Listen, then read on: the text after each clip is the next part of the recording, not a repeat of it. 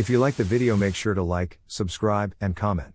For more videos like this, explorers of abandoned places, forests, ruins, haunted places, etc. What's the creepiest or most terrifying thing you've encountered while exploring? Not an urban explorer, but I did geocache a lot. That app is like a scavenger hunt, where you explore locations to find caches with small prizes. My friend and I had avoided visiting a nearby cache down by the creek because it was hard to reach. The cache was inside a large, long concrete underpass, and the creek trails end there. The path is full of thorny vines and dead trees. The next cache was about 7 miles away, though, so one weekend we just wore jeans and thick gloves and went for it. It took me forever to wade through thorns and trees. I felt like I would walk into a cobweb with a giant spider any second. We made it to the underpass, and it was unremarkable, lots of old graffiti and dripping wet concrete. I shuffled through rocks and dead leaves at the bottom of tree trunks to find the cache, no luck. I opened up the map again on my phone to confirm we were in the right spot when I heard laughter. It was a high-pitched giggle that turned into unhinged, uncontrolled laughter. The laughter echoed and reverberated because it came from inside the underpass. We exchanged looks and didn't know what to do. The underpass was a giant concrete structure that curved around the creek, so we couldn't see all the way in. We slowly started moving back through the path we came on, and the hair stood on the back of my neck the entire time. It took about 5 minutes to get out of there onto the familiar paths again, but those minutes felt like hours. I kept expecting to feel a cold hand clamp down on my shoulder and drag me backward. About 20 minutes from my house, there is a town with only one paved road and then a couple of little dirt roads. If you follow the road all the way to the end, it leads to cliffs with a lighthouse. There is a speed sign along the road with a tiny dot of black spray paint on it. If you walk directly into the bushes for about 300 meters, you will find an old abandoned bomb shelter. My friends and I used to smoke there when we were younger. It's got a spiral staircase that leads down into one big room with 2 small rooms. It's full of graffiti now, and there's a little fireplace and stuff that's super cool but really creepy. Anyway, one night at about 1 a.m., my friend and I decided to go for a walk down there, as she lived in this town and her parents were asleep, so it was easy for us to sneak out, and we wanted an adventure. As we are walking into the bushes, we can see the bomb shelter in sight, but we can also see a light flickering inside, so we freeze and just watch for a couple of minutes. Then we hear the sound of a group chanting. We want to get a closer look, so we creep a little closer, and as we were doing so, I stood on a branch, and it snapped, literally 1 second after the lights went out and the chanting stopped. We sprinted the whole way home, and it freaks me out thinking about what could have happened as we were 2 15-year-old girls at the time. I had just gotten a new camera and wanted to go take some photos of our downtown area. There were nice buildings and a riverfront, so it seemed like a good place to practice some shots and see what I could come up with. A couple of buildings were shut down. Blared up windows on the first floor and chains on the front doors. One of the doors had enough of a gap that we could squeeze in, so we did. The building was about 7 floors, I suppose, totally empty on the bottom level. There were no dividing walls, and other than some columns and beams standing, there was one wall with metal stairs leading to the next floor. The second floor, which was not fully intact, had some planks that led across huge holes, making it an unfit place to be. Well, I decided to walk up to see what the second floor had. There were maybe 30 steps leading to the second floor. My friend started up first, and I was behind him. We got up about 10 steps, and the sound of someone running down them was heard. Boom, boom, boom. We felt the vibration of the footsteps coming down towards us. The strange thing is, we could see the top of the stairs, but no one was there. We turned and ran out, pretty scared. The only thing that I could think of that would explain the noises and vibrations felt would be the steps collapsing or coming unbolted. I know the sound was footsteps coming towards us, but I have no clue what it was. As for me, the creepiest thing that happened was the third time I went urban exploring in all my life. I was very young, in my early teens, and I went with some older friends, mid to late teens, who had done it before. A friend's sister, whom I'll call Cindy, drove us deep into the woods to this big abandoned house in the evening. The house was big and still in good shape, but definitely abandoned. The windows were mostly smashed, but the ones on the top floor weren't and still had curtains. Everything in the house was thrown around and broken. My friends decided it was a good idea to play a joke on me. So, we're split up around the house. They exited the house and drove off, leaving me alone in the middle of woods I've never been in. Being young, I did not know what to do, and with the old house creaking as I took every step, I was terrified. I ran out of the house in full panic mode. I hear some rustling in the bushes, and my mind is racing. Is it a bunny or someone else? Young and dumb, I go back to the house to hide under the table. The house is still creaking, and I'm not even moving, so I assume there's someone inside. I decide to stay hidden in a great hiding spot, under the table. I didn't know what else to do. Well, about half an hour passes, and my friends are back. I ran out of the house. I am so happy to see them but so angry at them. I yell at Cindy, but she says we should go right now. I ask her why, but she doesn't respond. So, we head back, and after we're out of the woods, she says she saw someone move the curtains on the top floor and look out the window. I was 12 to 13 years old and lived in a small Swedish city or town where there were forests between every block.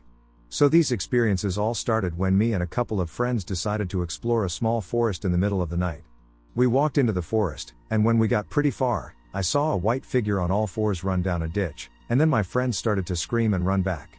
When we regrouped, my friends both said that they saw what seemed to be a silhouette of a 6-foot man with a club about 2 feet away from our group appear out of nowhere.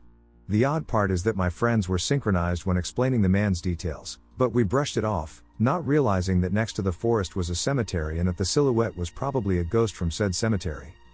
The next experience was at 5 p.m., but since it was a Swedish winter, it was still very dark. I left the bus station and started walking home, and the weather was perfect, there wasn't any rain or fog, but when I was across the road from my apartment, it got very foggy and there was a light drizzle. When I was in the middle of the road, I looked to my left and saw a silhouette of a woman in the fog, like a woman-shaped hole in the fog. The last experience is the one that scared me the most since I was very awake and it was in my own home. So just for context, my room is connected to a dining room, which is then connected to my parents' bedroom, meaning that if I open my door, my parents' bedroom would be directly in front of me. So it was 8 p.m., and I was home alone. I got hungry, so I decided to get some food that my mom left for me in the dining room. When I went out to unwrap my food, I saw some movement in my peripheral vision and realized that my parents' bedroom door was wide open, and for no reason whatsoever, I just stopped unwrapping my burger. And just stared into the darkness. After what felt like minutes, a white, generic, transparent 7-year-old boy rushed out from the corner of the room and was now in the doorway. My vision blurred out the things surrounding me, and my vision zoomed in on what should have been the boy's eyes, but I could see right through his eyes into my parents' room. My instinct kicked in, and I decided that fleeing was the more viable option. I ran into my room and waited 2 hours for my parents to come back. I consider myself a good urban explorer, so me and a good friend of mine decided we would return to an abandoned motel that we'd been exploring over spring break. As we walked onto the property, we could easily tell someone had been here before us, as one of the doors to a room was completely torn off its hinges. When we went into the room with the door off, I felt something wrong, not fear, but something definitely off about this place, and we exited the building. As we try to work our way into another room, we hear a loud whistling noise. It went from a high note to a low note, then back to a high note. Being already paranoid, I figured someone else was there. After sneaking around for about 10 minutes, we concluded that we were definitely alone. I did some thinking, and even though we were right next to train tracks, the whistle was too loud to be coming from it. I believe the whistle is a bad omen. So a while ago, some friends and I were all about exploring abandoned and supposedly haunted places. We were never bothered by anything until we stumbled upon a small, overgrown cemetery about 2 hours north of Sydney. I drove slowly down the dirt path, feeling a little unwell, until we pulled up in front of a set of graves. The cemetery is surrounded by thick pine trees, and no breeze was passing through, but there was a rose growing out of the ground, blowing in what looked like a very strong wind. At this point, I wasn't getting out of the car, no way, no how. My hands felt as though they were glued to the steering wheel, and I was not going to move. My friend, we'll call her S, trusts my judgment and also refused to exit the car. My other friend in the back, L, called us pussies and opened the door. The minute he put his foot on the ground, a whispered scream echoed up from underneath the car. I've never seen L move so quickly. In the car, he jumped and locked the door behind him. I was out of there in the blink of an eye. Since then, though, I've felt a presence. I'm not sure if it's my mind playing tricks on me, but I never get the feeling of being completely alone. There's always something there. It's never harmed me, but I do feel a chill sometimes. Am I being followed? Can I do anything to help said spirit move on? My town is a very big town. It is not surprising that it has such a deep history. And with that history lies something very sinister. About 60 years ago, near a patch of deep, dense woods, there was a community school. Obviously, I'm not going to give the school's name away because I live pretty close to it, but it's on the outskirts of town. Due to what happened there, it closed down and has remained abandoned since. However, there's a pretty popular urban legend that's often told by neighboring districts and schools about that school because of its dark secret. Here's the urban legend. Students attending the school were often pretty friendly, but that was because it was pretty much an upper-class school. Occasionally, there are some poorer or weirder students that enroll there, but one student was very different. His name was David. However, due to his awkwardness and his tendency to stay by himself, not to mention he likes to watch other students walk to their classes, many students called him Creeper Dave. Obviously, David found out about this, but the school just simply told him not to worry about it for some unknown reason. Unfortunately, the bullying never stopped for David. Verbal abuse became physical, and David often vented his frustration and anger by hanging out in the woods nearby the school. Since there were forest trails, which were quite popular back then, many classmates took time after school to hang out with other classmates. Things took a turn for the worst when one of the more physical students and his partner found David relaxing by himself. They took that to their advantage and jumped him, leaving him bloodied and bruised. David then took extreme measures by self-harming himself. Before he took his life in the deeper, denser parts of the forest, he left a poem. However, since the school was closing down that school year, all of the students didn't see it. However, some local explorers were exploring the school. And while searching for the school, they found it. Due to it being forever and the words getting scratched, they could barely make out some of it. Now before I go on, I repeat, do not say this in the exact bathroom the poem is in. However, many of you won't because I never told you the name of the school or town. If you do, well, some say people who say the chant go missing or are attacked by something. But that's if you're lucky enough. So that's my warning to you. However, here's the poem. In the depths of the woods, where darkness lies, lay your soul to rest, but your body to die. If you get caught, I wish you well, because when David arrives, you'll be stuck in hell. So there is an abandoned hospital in my city that I've never been to in the 15 years I've lived here. Well, the other night, my friend, his girlfriend, and I went to explore to see what all the talk and rumors were about. I'll be honest, before we went, I didn't believe in anything paranormal, though I was willing to take new evidence. Grandpa is buried about a block away, so I visited his grave and sort of half prayed for his protection. This whole thing happened the night before last. Now the guy I was with wants me to go back. He keeps saying he has the soothing voice of an older man, telling him that if he goes back, he'll find what he's looking for. He says that every time he hears it, the image of me sitting at my grandpa's grave comes to mind. He says that he just wants to know what growled at me and why. So now I'm stuck with a decision. Should I go back and risk further upsetting whatever growled at me? Honestly, I don't want to go back, but the fact that that specific image keeps coming to mind just pokes at my curiosity. When I was 13, I lived in a remote part of town, and a forest surrounded most of the neighborhood. Me and my friend Josh would explore these woods during the day for SHT and giggles.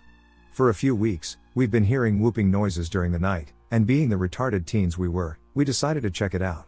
At about 12, we snuck out, met at our usual meeting spot, and started heading to the center of the woods. About 2 to 3 hours after starting our adventure, we started hearing the whooping. Even though we were nervous, we decided to push forward for a few minutes, then turn back. Suddenly, the whooping was incredibly close, and we freaked out. We started running back where we came from, and after we ran out of breath, we took a break. After we stopped, we were hit with a strong blood smell. After searching for a minute, we found a dead deer. But what scared us was the fact that the deer was ripped in half. Both halves were next to each other, and no predator large enough to do so lived in the area. We were also 4 to 5 miles in the forest, so it couldn't have been hit by a car. Nobody we told believed us, and to this day, people think we were lying or on drugs. My girlfriend and I found an old way through a forest that we wanted to explore at night, so we packed our backpacks and walked there around 1:30 a.m. From a map's point of view, that way should have taken us around 10 minutes until we reached the road again. I live in a small village. So we started walking. It was dark and foggy, nothing creepy so far, until we reached a super small lake. It wasn't even showing on the map, with a small lodge next to it and a fence around it. We kept looking at it for a few minutes and went a little bit closer to it. As we almost reached the fence, a super loud woman screamed out of nowhere, and we just grabbed our bags and ran as fast as we could. The way we walked felt like it was all of a sudden never ending. We ran for almost 15 minutes until we reached the road. We did not know what was screaming, we did not see anything, even with flashlights. So we decided to go home and wait a few more hours to go back when the sun came up. So we went there again and saw nothing. We went to the fence and heard no scream. We thought that was maybe something that triggers when you get too close because of the fish or something like that, but there was just nothing. Also, the way now felt super short. It not even took us 10 minutes to walk to the road, but after the scream, it felt like we were running for 15 minutes straight. That was the creepiest experience I have had, and I still think about it today. In the following days or weeks, we checked the news for missing people or anything like that, but there were none. I lived in Minobu when I was a kid until I was 16. Every summer, I went into the forest and hills to explore nature and make adventures with friends. Often, we told scary stories for campfires, like scared children. We had many fears, but they were never real. But I was 13 when I first saw deer people the second time. I saw them young but forgot it already before, maybe being 5 when I walked with Mom by the river. She did not see any and said it was my imagination, being a child. However, at 13, when the school broke for the summer, friends went to one friend's house that we were going to, on the side of town, into the woods. Now a road goes where he lived, but instead a path goes there. There is a long way from home, and it was always scary to walk home because we scared ourselves with scary stories, and his old man neighbor was probably a pedophile. When I went home, I saw deer people standing in the woods. I told all my friends the next time we told scary stories to each other. They didn't believe it was real, however, but now I was visiting for the old times with one childhood friend and her family, and we saw them together. They stood in the woods and didn't move at all, but disappeared into the ground by an uninterrupted slide. In my hometown, there's an abandoned asylum across from my college, which is a place I often go to, usually to sit on the steps and not really enter. After telling one of my close friends about the place, she wanted to see it. The two of us trekked an hour from my house in the rain to get there, which meant it was dark by the time we got there. We looked around the area. There were a few other people, but we ignored them due to my friend feeling uncomfortable. After about an hour, we started to head home. As we passed by the main building, one of the other people our age whispered at us to get our attention. He and 2 others had found an opening to the building through a boarded window. The 3 of them seemed nice and said going as a group would be better. I wasn't so sure and had a bad feeling, but my friend went ahead. We had to pull a large, heavy log to keep the board open. This log took 3 of us to lift due to its weight. This comes into play later. I was reluctant, but my friend had already hopped through the window and was with complete strangers. I couldn't leave her, and coming here was my idea, so I climbed in. Regular exploration took place, using our phones as flashlights while navigating this musky place, which has been left decrepit since the 1980s. The others wanted to go upstairs, which I was already anxious about and didn't think was a good idea due to the age of the building. After some convincing, I walked over to the stairs while the others were in the hall near our makeshift entrance. Behind me suddenly came very heavy and fast footsteps, as if someone were barreling down towards me. At the same time the board closed, I remember one of the girls screaming, "No wait!" We all scrambled to get out, with the others leaving me behind. I pulled myself out, getting a cut from the broken glass. We noticed the log was gone, nowhere to be seen. I had a feeling of darkness after I left and didn't stop shaking for 6 hours. As a child, I enjoyed exploring places that I was warned not to go into or avoid after dark. They were the cemeteries, abandoned buildings, dark alleys, and the forest. This curiosity all started from hearing a story about the area, such as there are ghosts, monsters, someone was murdered, or people went missing. I wanted to know if such tales were real, and in the end, most weren't, while others had some basis for truth. Most places would have 1 or 2 stories surrounding them, but when a location is just drowning in legends, would you still go at night, say, to the Devil's Gate Dam? The Devil's Gate Dam crosses the Arroyo Seco Canyon in Los Angeles County, California. The structure was built in 1920 to control the floodwater of the Arroyo Seco River. The location is known for its natural rock formation shaped like the devil's head. The dam holds many tales about the paranormal involving demons, ghosts, the occult, and portals to hell. The canyon is believed by local Native Americans to be haunted and hold mystical properties, which their folklore warns people to stay away from as it's a portal to the spirit realm. Accounts from early settlers mention experiencing paranormal activity along with the disappearance of livestock. What made the Devil's Gate Dam truly famous didn't occur until the 1940s. Jack Parsons, a rocket scientist, would be the one to bring stories of demons, portals to hell, and the occult to the canyon. Parson was known to have interests in the occult and was a member of the Ordo Templi Orientis, created by none other than Aleister Crowley. Both men believed the Devil's Gate Dam held great magical powers and was even a portal to hell. Parson was rumored to have performed magical rituals in hopes of opening a doorway to summon a demon into the world. Some had speculated that, before his death, a portal was opened and remains to this day, as paranormal activity continues in the area. Over the decades, strange events have occurred at the Devil's Gate Dam, deepening its mystery. During the 1950s, several children disappeared within the area. Some were the victims of a serial killer, while the fate of the others remains unknown. Nearby, the Colorado Street Bridge, built in 1913, has been the scene of more than 200 suicides. The paranormal activity reported in the area has been encounters with moving shadows, strange ghostly sounds, sudden attacks of anxiety, orbs, and most recently, UFO sightings. In the research conducted on the Devil's Gate Dam, I found some paranormal groups to advise caution on conducting any investigation at night. As a child, my father was a security guard, and he had a job working the night shift at an abandoned hospital. From what I've read, the hospital opened in 1988 and closed in 2003. My father started working there as night shift security in 2004. I've always been close with my father, and he would bring me with him to work. He would just sit on the computer between rounds and let me explore the abandoned buildings that made up the hospital. I had many paranormal experiences during the time he worked there as the night security guard from 2004 to 2011. I saw a bunch of things. If you guys want to hear about the other things I saw there, let me know.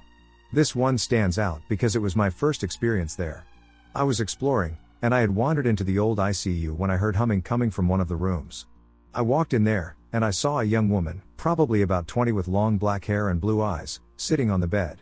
She was very pale and wearing a hospital gown. I saw her and immediately froze, just looking at her. She quickly realized that I was looking at her, and she turned her head and looked at me. When we made eye contact, she smiled at me and said, "Hi, little girl," then disappeared. I think she was just a lost spirit, one of many that were in that hospital. As I said, I saw many other apparitions in that hospital, including seeing her again multiple times. So me and my little brother went to an abandoned old railway like from the 1800s in the middle of the forest, very far away from any neighborhood or any house. A friend of mine recommended the place for some exploring and walking, so we got to the starting point in advance, and then we saw two kids playing around with each other. We approached them because that was the only way to go forward. The kids kept starting at us, and then they told us, "The road is open. It opened this evening for everyone." That's weird, it's only 4 o'clock, so I asked them if their parents were around, but they didn't respond. So we kept walking. After like 2 miles, we arrived at an abandoned maintenance station for the trains, a very cool place to drink with friends, but to our surprise, the kids were in there playing around the tracks. We creeped out and asked them how they got so fast here. They told me, "We went through the railroad with our bikes." As far as I am concerned, there are no trails nearby, and the zone was very well explored by other people and my friend itself. The only way forward is through the railroad. We would have seen them if they went through there, plus we didn't see any bikes parked at all. Then the kids ran towards an abandoned open train like a big box, a single one, and they got in there. I peeked my head to see what was inside, a dark, humid, cold place, and the kids weren't there. I tried to search one more time because there was enough sunlight to barely see what's in front of you. Nothing, and then I heard, "The road is open. It opened this evening for everyone." I ran for my little brother and got out of there, non-stop. I checked some information on the internet, hoping to find out if some kid died there. There was nothing, just an article about a kid who drowned in the river nearby, by the bridge right ahead of us. The ghost kids. I came upon a house a good 20 minutes outside of my tiny town while looking for fishing spots once. It was a large, 2-story, 4-bedroom farmhouse. It looked like the owners had just gotten up one day and left. All of their belongings were still there. Some dishes are still in the sink. A skillet on the stove. In the closet, I found tons of state fair ribbons dating back to 1912, among other things you'd probably want to keep. The beds were unmade, like someone had just thrown back the covers and gotten up. A bunch of church programs from the church I actually attended when I was a kid, with the name of a pastor I assumed was well before my time. There was an old typewriter on the desk with paper in it with the word that typed out. Birdcage with a long dead bird in it. Photographs are still hanging on the wall. The door to the basement was locked, though, and I still sometimes wonder what was down there and why it was locked. Everything was covered in a very thick layer of dust, though. You could see that animals had gotten in and left footprints and droppings everywhere, lots of raccoon prints. It was all just insanely eerie to be there. It was clearly abandoned and had been for quite some time, but I still felt like I was intruding on someone's home. I mean, I've explored tons of places, but this place felt different. I broke into this creepy building I had gone into through an open window 15 feet up in the air. When I went inside, it was not bad, just a single red chair and some light bulbs on the ground. Being a bored 18-year-old, I picked one up and threw it at the wall. It shattered as expected.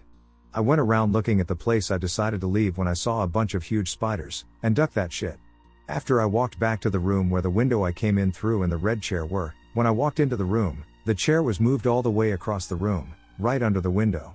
So I did what any wise person would do. I yoted the chair across the room, screamed, and started to go out of the window. As I slowly went out the window, I quickly picked up my pace due to what I can only think of, that someone or something started to throw the light bulbs rapidly. This happened last fall with a very good friend of mine. In SE Portland, there is a very old pioneer cemetery known as Lone Fir. It's very spooky, with tons of graves and crypts from the late 1800s. It was around 11:30 at night, and me and my friend were waiting to meet with another friend around the corner. He was running late, so to kill time, we decided to hop over the fence and explore the cemetery. We were walking along the road inside and noticed a figure standing still, about 50 yards ahead of us. Thinking it was someone trying to scare us, I yelled, "What up?" No reply. So we kept walking towards it, attempting to play along with this person's joke. When we finally got within 20 feet, the person went completely catatonic and violently jerked their head up towards the sky. At this point, I and my friend were a little taken back. However, I still couldn't see the person's face or clothes because it was so dark. The cemetery is covered with old growth trees. I walked closer until I could make out the face of an old man with a longer beard. He was wearing a white shirt and black pants. He was still staring up at the sky until I said, "Hello." He let out a blood-curdling yell and jerked his head violently in the direction of my friend and me. His eyes were completely blank, and he just stared, then yelled again. After that, I and my friend booked it out of the cemetery. We had no idea what we saw. We were freaking out. However, I have always had an interest in the paranormal, so we immediately went back to see if it was some homeless guy on PCP. We scanned through the cemetery, and not a single person was there. My friend was so terrified that he refused to talk about what happened today. This happened to us in 2010 or 2009. We made a little tradition where we went exploring this forest close to our childhood homes every time someone left town for the army, college, etc. There were rumors, and actual events, that people hung themselves in that forest, and one body was found a few years before we went there. The rumors were saying that it was a person who escaped from the mental institution that is on the other side of the forest or mountain. The mental institution was real and was known for housing violent people, and once in a while we would read news about violent stabbings and shit on the institution. In 2016, a young girl was stabbed while working by one of the people who ran away from this place. The girl was just stocking the shelves when this psychotic, unstable mental patient stabbed her ultra-violently in the chest and face until she died on the spot. We made a tradition where we went sleeping in this forest with a fireplace, candy, some 420 and hot dogs, steaks, and stuff, right up in the middle on top, with a stunning view of our old high school and local shops, houses we've been to, playgrounds, and football fields we used to spend our days on. We did it plenty of times and always brought flashlights and joints so we could walk in the pitch black forest and explore to see if we could find traces of anything at all, really. We wanted to find fugitives' hideout places, people who had hung themselves, suicide notes, or anything interesting. We didn't find shit the first 2 times, but it was still thrilling and cozy and a perfect goodbye for now thing for the guys, so we kept doing it. The 3rd time we went, we walked a different route because we parked our cars at another place. We used to park at the school, but we figured we should park in a hidden place in case some janitor or neighbor sees our cars and starts making trouble. On the way up, we see a small pit down the hill with some items laying around, and when we go closer, we see a white shirt with blood on it with the logo of the mental institution down the hill. It was like 3 to 4 kilometers away, so it wasn't exactly just down the hill. We were all scared as duck, like, holy duck, there's blood.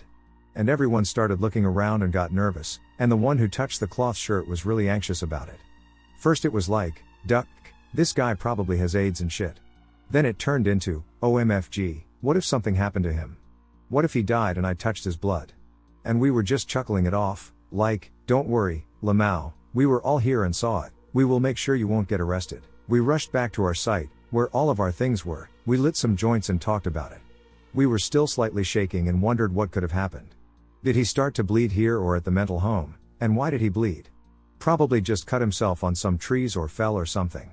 It all becomes quiet, we lay down and talk softly to each other. Suddenly, we hear our friend's deep voice say, "Hello? He Elu?" To something behind us, we all sit up, and my eyes get ducking enormous. It was literally a human-sized humanoid there in a pitch black robe, so we could only see the outline of his pale face. It felt like 30 minutes, but the whole thing ended in 5 minutes, at most. We all tried to wave and say, "Hey, who are you?" and use very vague sentences to get some response. This ducking thing just stood there like nothing, staring at us without making a sound. We tried to lob a wooden stick close to it just to get a response, and we did. The thing suddenly started shifting its shape, so we thought, but it changed its posture from standing with a bent back to squatting straight in front of us. My eyes are extremely sharp for some reason, and I focused my eyes hard to try to see the face, and I really couldn't. The area around the eye was completely dark and shadowed out. Out of nowhere, the thing turns around, lunges itself back up the hill where it came from, and disappears from our vision in 20 seconds. We were all freighted as duck, packed our shit, and moved towards the car. When we reached our cars, our jaws dropped. All of the wipers on all the cars, front and back, were pulled straight out and thrown on the ground in front of the car. Someone had walked to our cars and pulled out the wipers just to throw them in front of the car as vandalism or as a punishment for coming too close or something, in a completely remote area where there shouldn't have been anyone except normal, responsible people who walk their dogs, possibly. To this day, we are not sure what it was that came to interact with us in the forest. I was 16 or 17, so like 2006-ish, and out in a park in a western suburb of Chicago with some friends. It's a medium-sized forest preserve with a big industrial lot leading to the parking lot, then a private area, then a big old forest with paths.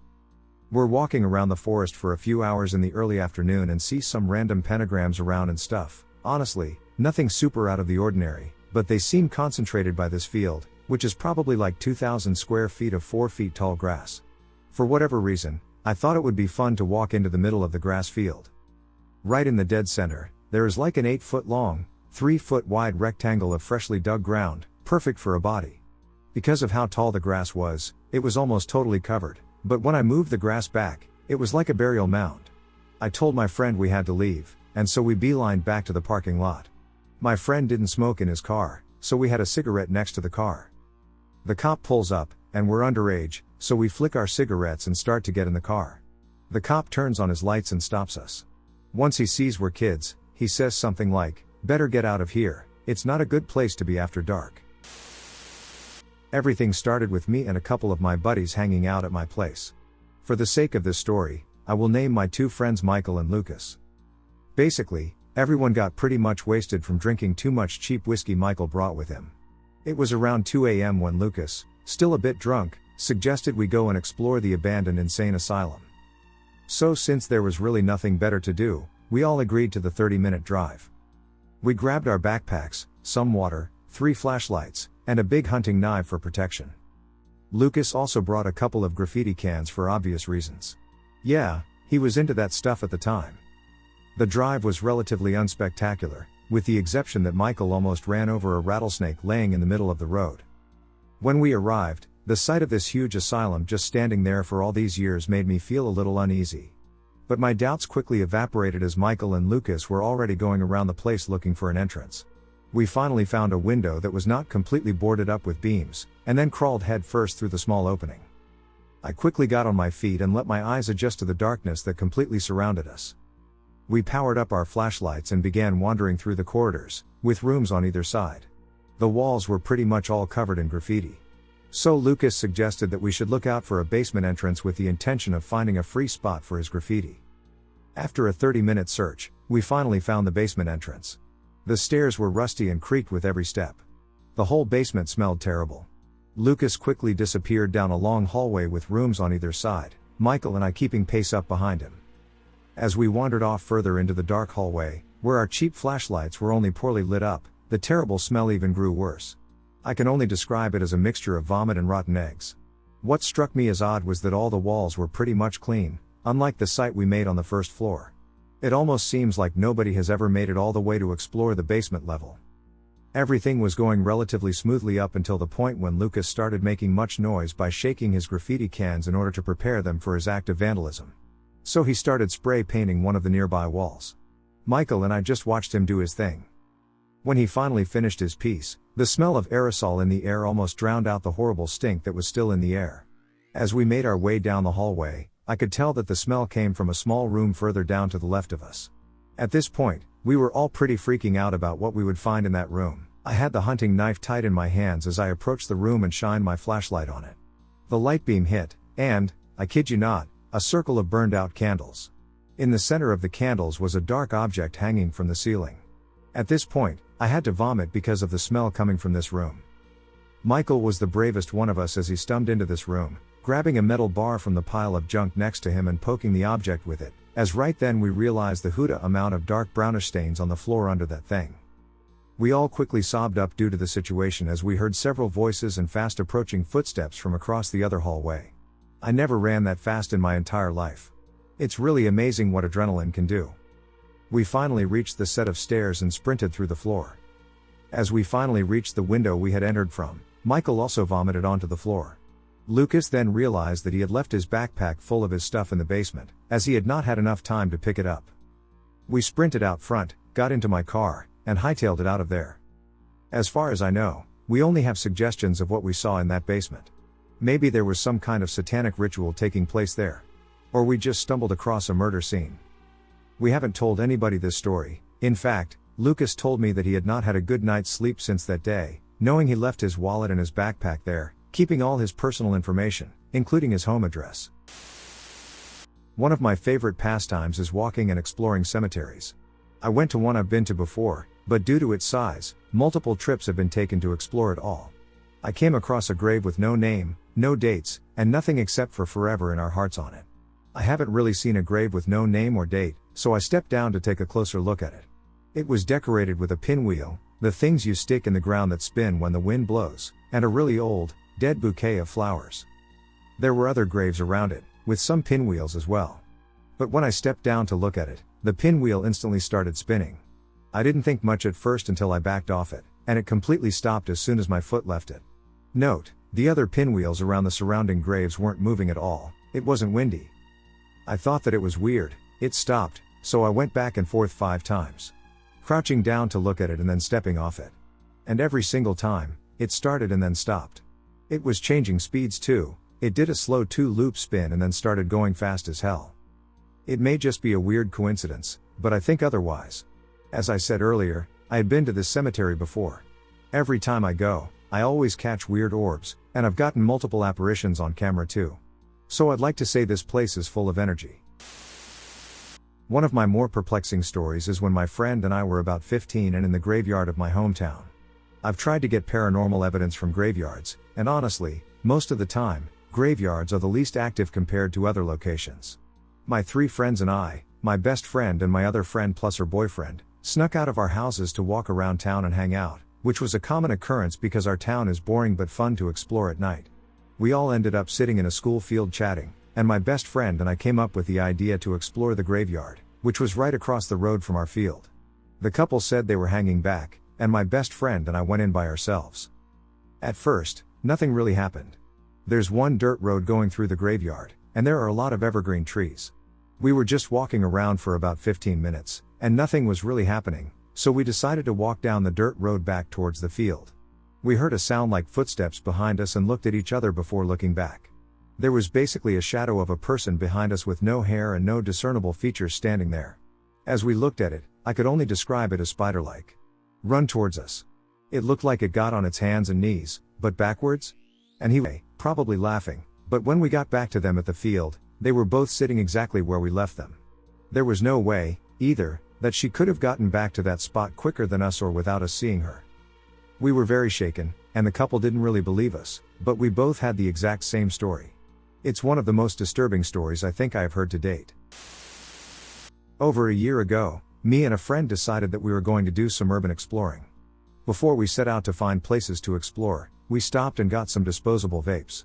Now that we had full stomachs and fresh nicotine, we were ready to explore. We had gone to 2 places. The first place was just some old, abandoned school in a really small town. We found some cool stuff, but nothing too exciting. The second place we had gone used to be where they printed newspapers. It wasn't a huge building. Fairly small. Again, this was another small, old town. We had entered through the front door with ease. We began exploring the building, hoping to find some old newspapers to keep as a souvenir. My friend was looking at a book he had found and began to hit his Nick stick. He was showing me a page that had a phone number written on it. We talked about calling the number to see if anyone answered. While we're talking, my friend's Nick stick looked like it was ripped from his hands, and from the look of his face, it was. He said, "What the hell?" After which, a large blind on the window closed. It was a large piece of metal that swung shut like the windows of a fireworks stand, and the sound scared the hell out of us. We began running, and when we left the room we were in, the door shut behind us forcefully.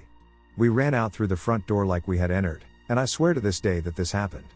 Both of our bikes were slowly riding away from us, then stopped and fell over. I couldn't even catch my breath.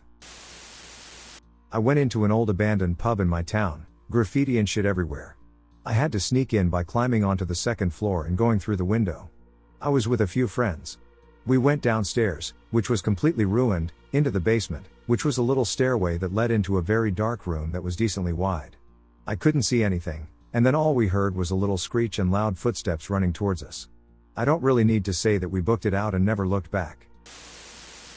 I am 16, and this happened to me a few years ago. My then best friend and I would go off and do whatever dumb or adventurous thing we could think of at the time.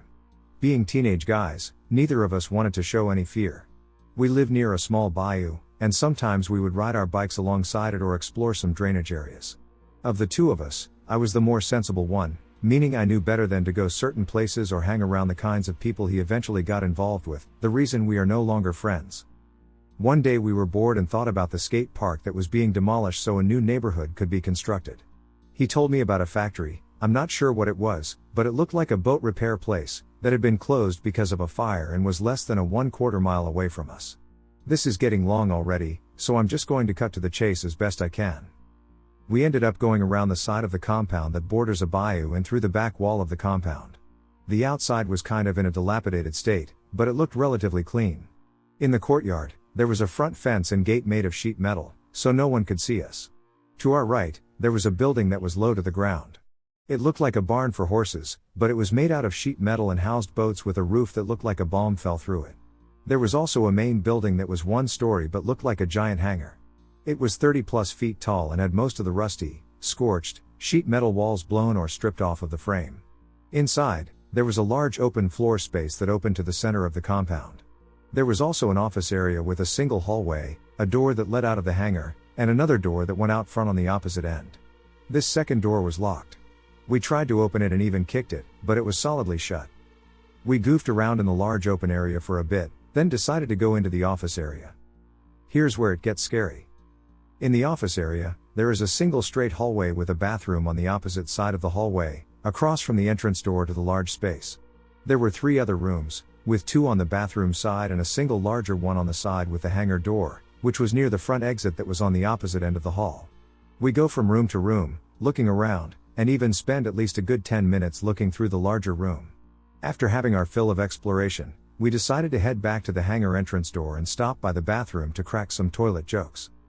As I'm standing in the doorway of the bathroom, I get a slow burning feeling in the pit of my stomach, and then suddenly I hear heavy footsteps to my left, almost stomping. I turn to look down the hall, only to hear a sharp crack and see the locked door halfway through closing on the opposite end of the hall. I thought that I saw a glimpse of something slipping through that door and moving away. I told my friend, and we swiftly started towards that end of the hall.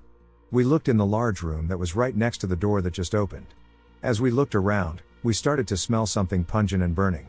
We also felt a gentle heat, but it was dark, and we saw no embers or flames. When we checked the room earlier, we saw signs of people, but nobody was actually there, and there was no active fire. We were pretty spooked and quickly exited through the door that the thing had just gone through.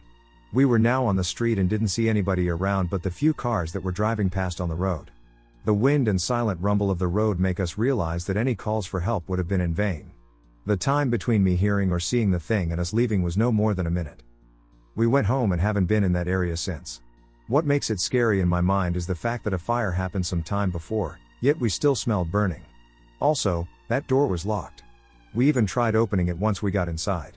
On top of all that, the fact that whoever or whatever it was could have hurt us or worse freaks me out, because nobody would have a clue as to what happened to us. On Saturday, I and my boyfriend went to explore this place called Lechworth Village, an abandoned mental asylum in New York. We have been there several times before, but we were always too afraid to go into the buildings when it was just the two of us. But this day we decided to go inside this one building. As soon as I saw it, I was intrigued by it for some reason. We went inside, put on our EVP recorder, and tried to communicate. Not too long after, we heard a woman scream, and all of a sudden I felt this insane pressure on my head, like I felt like I was either going to faint or die. I couldn't even walk straight, as I felt so uncoordinated while this was happening. I managed to go outside, and I crouched down on the floor, holding my head, while trying to regain my breath since I also felt like I had my breath knocked out of my lungs. Finally, I felt better. Later on, my boyfriend told me that in the same building, as soon as that started happening to me, he began getting goosebumps all over his body and was super cold, and he started just getting really irritable for no apparent reason. I remember this also happening to me another time we were exploring this place in the past. I had to leave a different building then too because I started getting a similar feeling inside. But this time, whatever I felt was much stronger. When I was about 11 in the mid-90s, my foster cousin used to live on the outskirts of a former mining town, and when I would sleep over at his house, we used to go explore, and my foster aunt told us to watch for mine shafts. We knew what to look for, and as we approached what was obviously a shaft, we heard loud thumping in the scrub, so naturally we hightailed it back to the house. We thought it was a bore, but anyway, this is where the story gets interesting.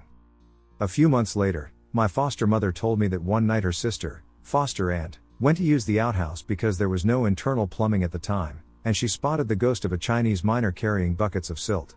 About 7 years later, by pure circumstance, I moved to another former mining town and decided to explore, and I came across 7 block huts that were numbered and had at least a flock of crows perched on every one. I kept walking and spotted a plaque that explained that they weren't huts, they were mausoleums, and the numbers represented the founders of the town. I don't remember their names, but one thing from the plaque gave me chills, as it said that sometimes at night you can hear the ghosts of Chinese miners laughing while playing cards. Then one day one of my ex-girlfriends, who comes from a former mining town, says apparently the locals have their own spooky stories. I'm thinking that since mining was dangerous back in the day, these spirits could have died in mine collapses. This happened to me in July 2010, when I was on the Camino de Santiago in Spain. Many spiritual things happened during the 800 kilometers I walked, but this experience was unexplainable, and I have never met anyone with a similar story. It was my 25th day of walking. I had already walked 730 kilometers. Night came, and I had no place to sleep. Many people like me had to sleep on the street, and the city we were in had to open a gym, school, and church to accommodate all the pilgrims who went to sleep on the street that night. I decided to wake up early, around 4 a.m., since I hadn't slept very well, and started walking the last 70 kilometers to Santiago de Compostela. The path that left this city was in a forest, and on the left side of the path there was a fence and, after the fence, a road, so it seemed pretty safe to walk. After about 15 minutes on the way through the forest, my only flashlight started to fail. Oh yes, I remembered that because I slept in a place without much support for the pilgrim, I had no place to recharge my single flashlight. Even with the battery failing, there was still some light, and I kept walking. A minute later, my flashlight just went out. Everything was completely black, very black. After all, it was still 4:15 to 4:20 a.m. As many people passed this way, adjusting my vision, it was possible to see a trampled floor that became a little white, showing the path in front of me, and I decided to continue walking, but not with all the agility as when the flashlight was working. After about 3 minutes of walking in total darkness, I reached a point on the path where I could no longer see the whitened floor. The impression I had was that right in the middle of that path in the forest there was a tree, and that didn't make much sense. Even straining my eyes and looking at the ground, I could see that the path ended there, and there was something right in the middle, which at that moment I still thought was a tree planted in front of me. Still trying to understand what was happening, I looked ahead, and everything was black. I couldn't see any surrounding light. I decided to look up to see where that tree went. It was very, very tall. It seemed that it had no end. I could see with my eyes adjusting that this tree was smooth, black, and didn't reflect any light from the environment. From that moment on, my whole body shivered, and I was extremely distressed, not knowing what to do if I stayed there or turned back, since there was no way to go forward. While I was thinking about what to do, I could hear and notice some people walking behind me. I could hear them, and at the same time, I was staring at that black thing that in my head could only be a giant black tree, but none of it made sense.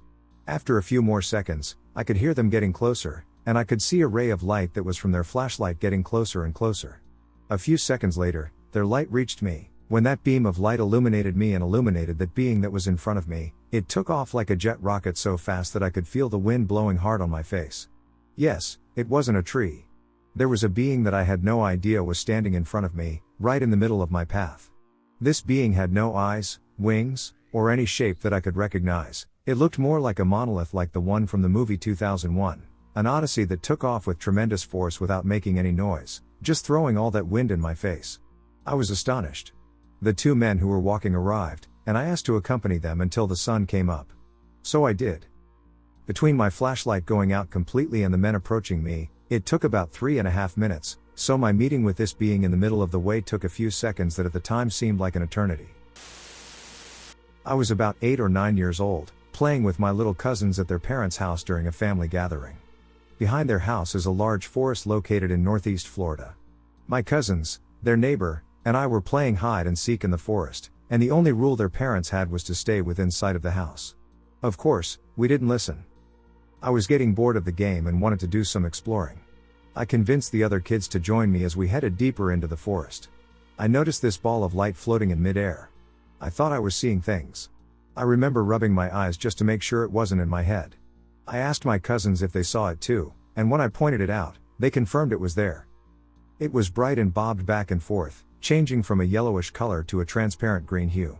We followed it for, I can't remember how long, but we reached a small cabin, and the orb disappeared. It was dusk at this point, and curiosity got the best of me. My cousins and the neighbor kid were too scared to go up to it, but I peeked inside the window. I saw a dim light inside through a window, and what I thought was a human skull sitting on a table next to some jars. Then a shadow from within moved across the far wall. I got chills and signaled the other kids to run back the way we came, and I took off immediately behind them. We ran as fast as we could and didn't stop until we were inside the house, and I locked the door behind us. I remember getting in trouble because our parents couldn't see us from the kitchen window. I didn't tell my mom or anyone else what I saw because I didn't want to scare my cousins or worry our parents. To be honest, I'm not sure if even what I think I saw was there. Later that night, I woke up to the sounds of helicopters and dogs barking outside. It was well past midnight, and I asked my mom, who was standing in the kitchen with the rest of the adults that stayed over after the party, what was going on. They all had their eyes glued to whatever was happening in the backyard through the kitchen window. She said they found the body of a woman in the forest in a cabin where her killer was staying, and there was a manhunt going on. I remember not being able to sleep the rest of the night in the glaring white lights that shone through the folds of the blinds from the helicopters above. I'm still not sure what that orb was. Maybe it was the spirit of the woman who was trying to lead someone to her killer. I'm not even sure if one of the other kids told anyone about the cabin we saw or if it was one of the parents who called the police. I just remember us not being allowed to even go near the tree line anymore when we visited, and after that night, I never wanted to anyway. I'm 24 now and have had many other experiences since then, but this is one that I actually forgot about and was reminded of recently when reading up on will-o-wisps. I thought I'd share where it all began for me. I grew up in the middle of nowhere. Literally. Cornfields and cows, with the occasional sprinkling of houses filled with people who tended to the cornfields and cows. So as any teenager in the country would do, I spent a lot of time exploring abandoned buildings. Houses, barns, restaurants, anything I could manage to get into. I had just gotten a new job in a town I don't usually go to, and of course I immediately asked the locals about the scary stories in the town. I was told over and over again a story from the 80s of a woman who caught her husband cheating and came home one day and blew his brains out with a shotgun while he was asleep. She then went on to hang herself from a tree behind the house. According to local legend, the police never even cleaned the crime scene. They removed their bodies, but there were many pieces of the husband left behind on the floors and walls. Immediately, I'm interested. I asked where the house was and was surprised to learn it was only minutes from where I was working. Don't get me wrong, I felt brave, but as a young female, I wasn't about to explore this haunted murder house by myself. I texted some friends of mine about the road it was on and asked them to meet me there that night. They, of course, had nothing else to do, so they agreed. I got off work around 10 p.m. and met my friends in front of the house. It was a small white farmhouse, heavily overgrown with weeds and barely visible from the road. I had no idea how we were going to get in, but I knew I had to see what was inside. Me and my 3 friends, 2 guys and 1 girl, looked all around until my one guy friend found a window that wasn't locked. He was far too large to crawl through, so my smaller guy friend crawled through and unlocked the back door. We climbed through the weeds and made our way into the house. By the light of our flashlights, we began to explore. The house seemed untouched. There were dishes in the sink and old boxes of food in the cabinets. The walls were a mixture of yellow from long-term smoking and patches of brown, which could have been mold or could have been pieces of the husband. I wasn't about to touch it, though. My guy friends took off into the bedroom, and my girlfriend and I looked for the basement. After some searching, we found the steps to the basement. It was a dark, cave-like, unfinished basement with lights dangling from the ceiling that most likely hadn't been turned on in decades. The basement had 2 sections. The first one you were immediately in was a laundry/washroom. Then, behind that, was an open storage room. This is where things started to really turn. We walked into the storage room and were met by a giant red painted pentagram on the floor. There were shelves all over the walls filled with what appeared to be jars of dead animal parts and blood. There were half-burned candles, upside-down crosses, and notebooks that were falling apart from years of moisture and mold in the air. Suffice it to say, we were creeped out. It wasn't until I was older that I understood what I had seen, but at the time, I didn't know much about the rituals they were most likely performing in the basement. I have no way of knowing if the husband and wife had done this or if it had been done by other fellow trespassers, but it didn't seem to be very recent. We decide we have had enough of the creepy basement and head upstairs, only to be greeted by the loud sound of shattering glass. One of my guy friends had decided to grab a bat from his car and bust out the old TV. We both screamed at him to stop. Yes, I definitely trespassed, but I never vandalized. After taking a few more swings, he stops, and instead of turning around to yell at me, he starts staring out of the kitchen window behind me. His face looked absolutely terrified. Thinking he is messing with me, I tell him to stop being weird, and we need to leave before the cops come and see his mess. At this time, my friend shifts his gaze from the window and looks at me. He points back to the window and says, "What is that?" I laugh again, thinking he is messing with me. But he doesn't laugh. Finally, I turn around and see movement in the field behind us. Slowly getting closer and closer to the house. We all stand at the window, waiting for whatever it is to come out of the field and into the open part of the backyard. A few seconds go by before we see a woman in a long gray nightgown holding a brick in her hand and running towards the back window. At this point, she was mere feet away, and we all ducked down below the window, thinking she was going to throw the brick through it, and we needed to try and avoid the shards of glass. And she did. The window shattered so loudly that my ears started to ring, but I didn't feel any glass. After a few seconds, we all stood up and looked through the hole where the window once was.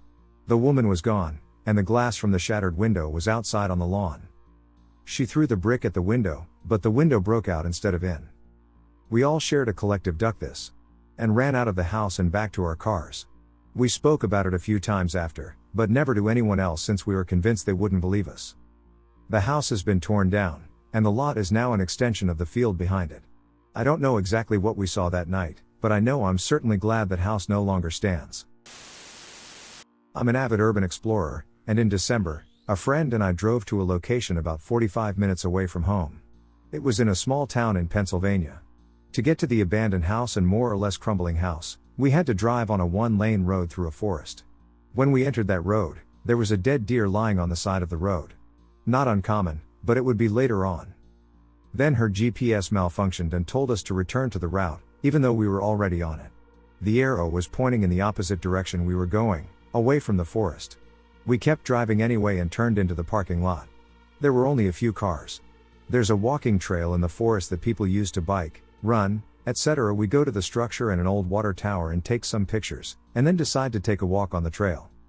We both started to feel really off, like there was a secret that everyone on the path knew except us.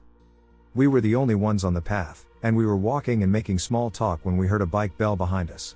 We turn around, and a woman goes ahead of us on her bike and then stops to tie her shoe. We keep walking, and my friend says, "Look at her bike. There's no bell on it, so we have no idea where the bell came from." There were only about 4 cars in the parking lot, but we ended up passing over 30 people. They all stared at us too, never breaking eye contact. Then my friend pointed out something, a boulder that had a stream of water trickling down it. But there wasn't a source or a crack, it was just starting from the middle of the rock. Again, it was weird. We kept walking down the trail, and I stopped and pointed into the forest. There was a tall, black figure standing by the trees. It looked like a man, but I couldn't make out any clothes or even a face. We were looking at it when there was a loud snapping noise right behind us, like a tree branch. We turned around quickly, but there weren't any sticks or branches on the ground at all. When we looked back in the direction of the figure, it was gone. All in about 5 seconds. The entire time, we felt drowsy and off, so we decided that we were going to walk back to the car and leave. There was no one else there, and there were no cars in the parking lot. We drove back through the forest road. We were only out there for about an hour. When we got to the intersection that brought us out of the forest, the deer was still on the side of the road. Except it was entirely bones.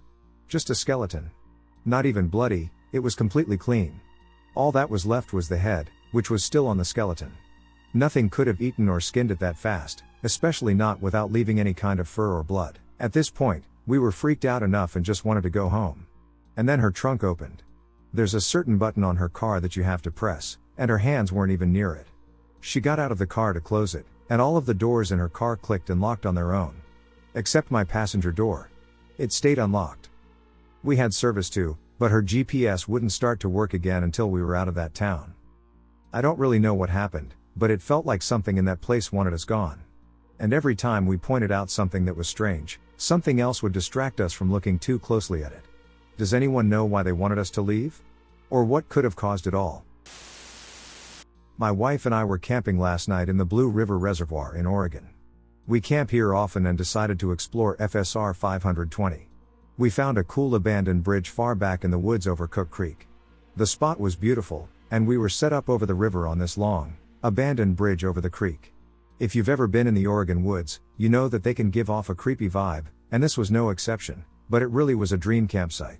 Being 40 feet directly over a river while on a bridge with limbs growing everywhere over it isn't your everyday spot. I'll throw in for background that there was no one within at least 3 miles of us, and we had to hike in a little from our car.